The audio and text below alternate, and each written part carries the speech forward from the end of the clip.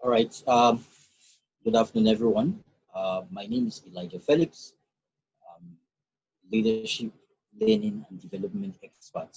Also, a financial trading, learning and development expert too.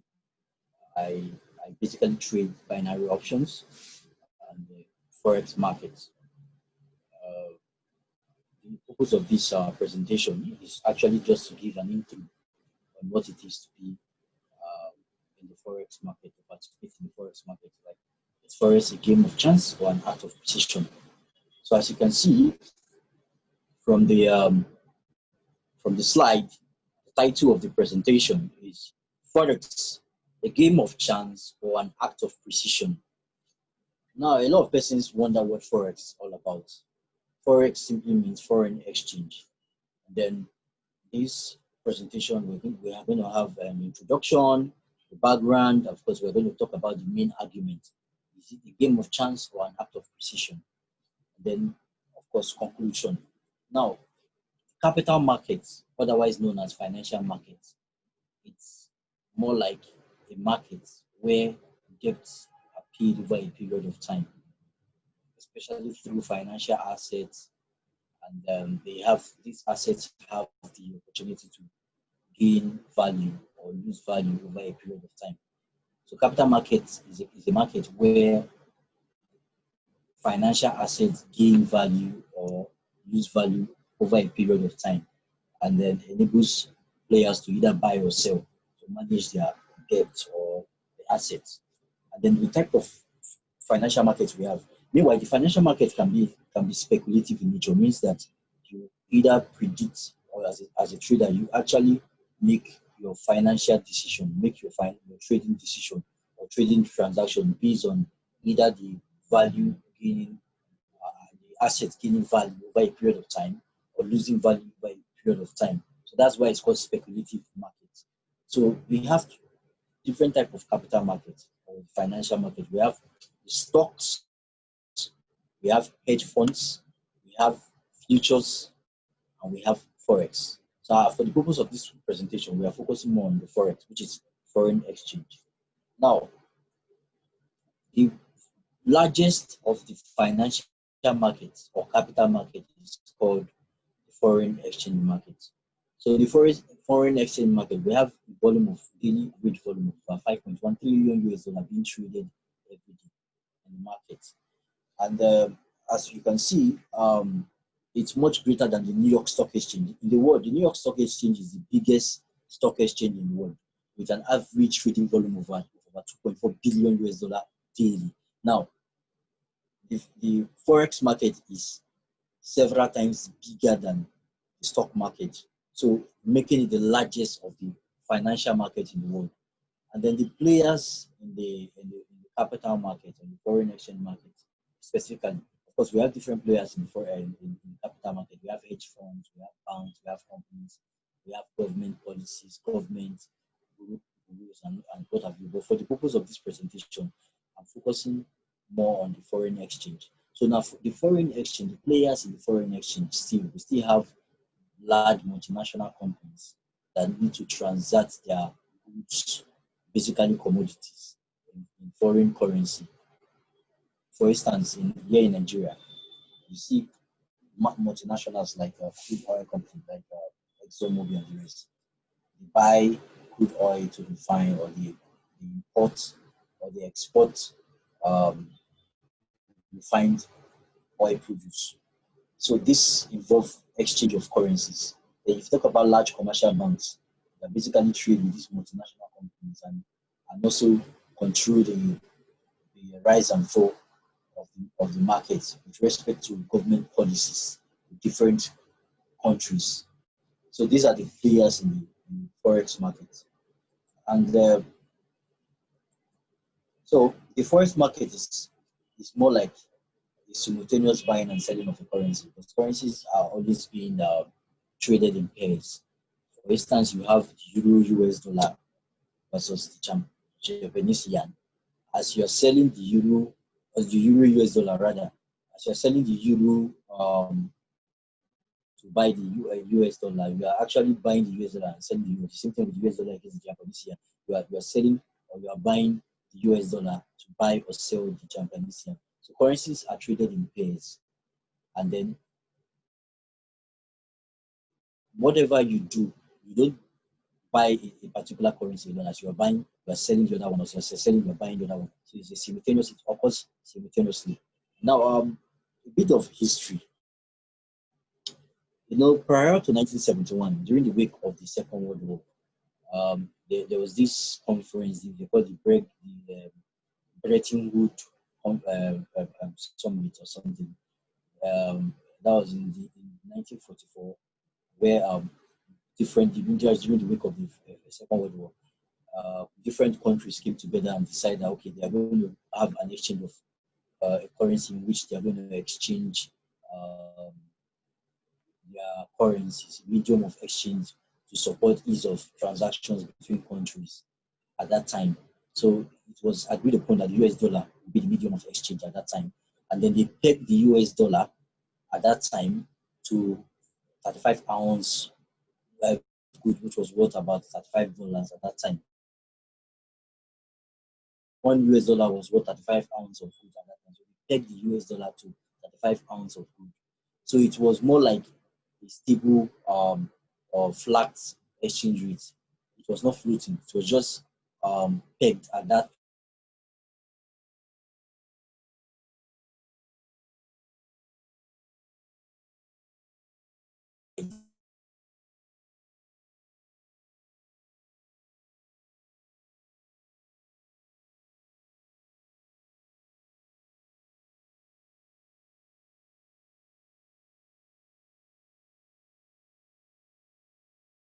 direction. So like the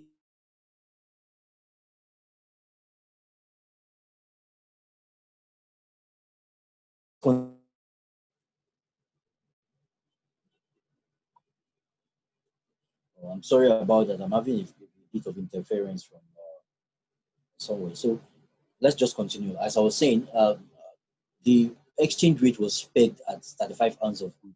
So the exchange rate of the dollar was pegged at 35 ounces of good. It enables different currencies or different countries to transact businesses or what have you with through the US dollar as a medium of exchange, common exchange. So it continued on up until 1971 when the then president of the United States, the person of Richard Nixon, introduced a floating exchange rate, which made the dollar to float with major currencies as with respect to the market pressure at that time. So now made that the US dollar to have a significant change in exchange value with respect to the major currency, depending on the market pressure and the demand and supply at that time. So that was the history of the foreign exchange market. So the market started at that time, and then the persons that were involved at that time were basically these large commercial banks and government rules and what have you, government reserve. Like in Nigeria, we call the Central Bank of Nigeria. Some other countries, they have their own value. So retail traders were not really involved that much. We just had few persons that were maybe buy and sell individually. As your buying and selling of the currency really had no effect more on the overall forex market. But this continued until the advent of internet technology. So when internet technology became very prominent in terms of usage around the globe, everybody wanted to gain access to the internet and to access the web, World Wide Web at the comfort of their homes, what we call the dot-com era. This get back to retail trading participants, retail participants participating in the forex market, and then that's that's why people like me, myself, and whoever is interested in it can easily come in and go out of the market seamlessly, participating in the global financial market. But even at that, 90% of the players in the forex market are retailers, just like myself. But this 90% accounts for just 10% of the effect on the market.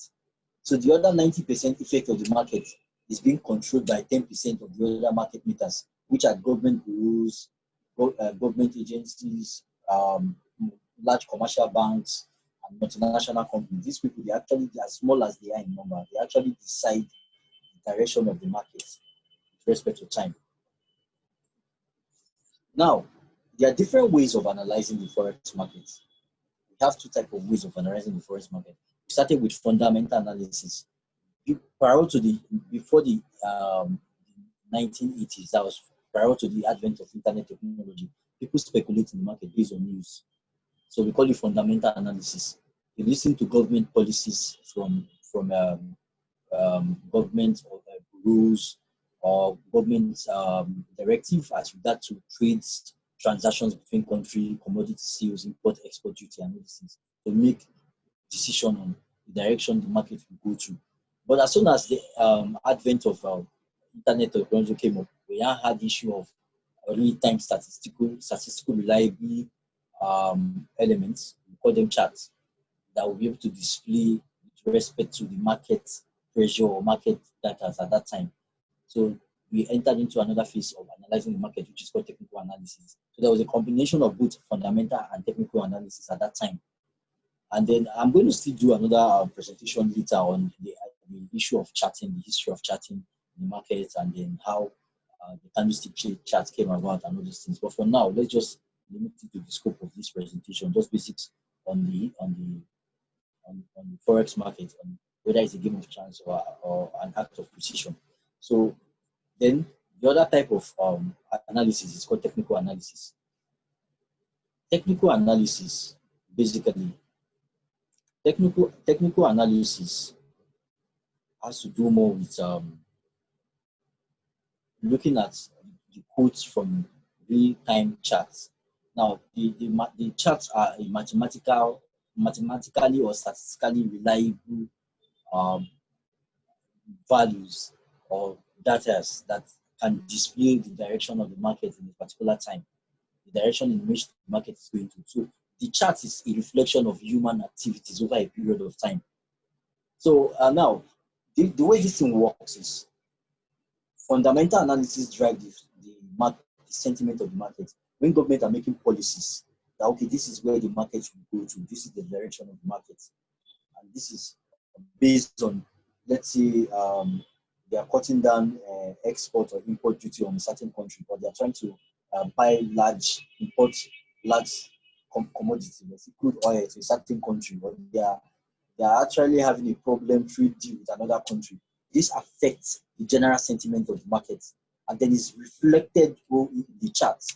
Now, the chart is not just existing on its own as one virtual or arbitrary set of numbers, mathematical elements displaying themselves. No, they're actually reflecting the sentiment of buyers and sellers at a particular time. The more buyers you have, the price goes up. The more sellers you have, the price goes down. Of course, the market does not move in a straight line up or down. It actually goes zigzag, directly up or down or sideways. So, it's been said that history repeats itself. It's a regular maxim or that they say history repeats itself. It means that similar situations that have occurred in time past, socio-economic or political occurrence or natural disaster or what do you call it, like hurricane, flood, and some other things that can impact largely the production of commodities or other things in a particular country, affects the currency of that country, the economic state of that country, which summarily affects financial assets like their currency with respect to other large world economies. Now, the activities of human, how they respond to situations in that time, will still repeat itself again after a period of time. It means that if that similar kind of event happens in the future, the way they responded, the way humans responded to that kind of situation in the past, it's going to be somewhat similar to what they are going to respond to that same kind of situation or similar kind of event in the future. So that's what is called history repeats itself, and then it's reflected on the charts, making the chart to form a reliable, statistically reliable pattern. So anybody with a proper understanding of the use of the charts, either the Western techniques like the simple moving average and stochastics and what have you, or the Japanese candlestick chart, which originated from Japan over the 19th century, which reflects the sentiment of the market. Any person that has the understanding of the combination of these tools can actually speculate on the direction of the market. So that's basically how this market works. So it's a game of chance. When you talk about a game of chance is more like a gambling. So people confuse gambling with trading. Trading, gambling is you make decision on the market without knowing, without having a statistically reliable data on where the market is headed. You just make decision based on what you feel, sentiment, and you see, you just feel this is where the market will go to, and then you place your buy or your sell. But that's it. They are taking a chance. It's called a game of chance. But for a trader, like out of precision, you actually study the sentiment of the market, maybe from fundamental analysis, and then you go to the chart and watch the chart pattern. Chart exists in similar pattern. It always repeats itself year in, year out. It could form a certain pattern that if you make some certain analysis, would either show you or make you speculate either to what degree the market is going to rise or fall. So in that case, you are actually making trading based on act of precision. So that's the difference between gambling, taking chances, and trading. So the forex market, succeeding in the forex market requires constant practice. Just like the executive said, that the elevator to success are always out of service, but the staircase is always open. It means that as much as possible, succeeding in the forex market requires patience, discipline, making continuous conscious effort at trading. So the more you trade, you learn from your mistakes, and then you pursue knowledge, and also discipline yourself, the emotional aspect of trading, and then you try to understand what to do and interact with people to develop more knowledge, to gain more knowledge, and develop your trading skills constantly. If you do that constantly, you're going to succeed in the long run. But this is just like a basic preamble on what the forex market is all about. In my subsequent presentation, I'm going to talk about the other elements that will make you succeed in the market, which means you have to pursue knowledge of the chart, analysis of fundamental analysis, technical analysis, and emotional analysis, because the market also is a reflection of people's emotion, people's reactions to certain situations. It's all about emotional response. So you need to be disciplined as a trader to make consistent gains and win. So to this effect, I call this end this presentation now. And thank you all for your time. We're going to do more of this subsequently. Thank you.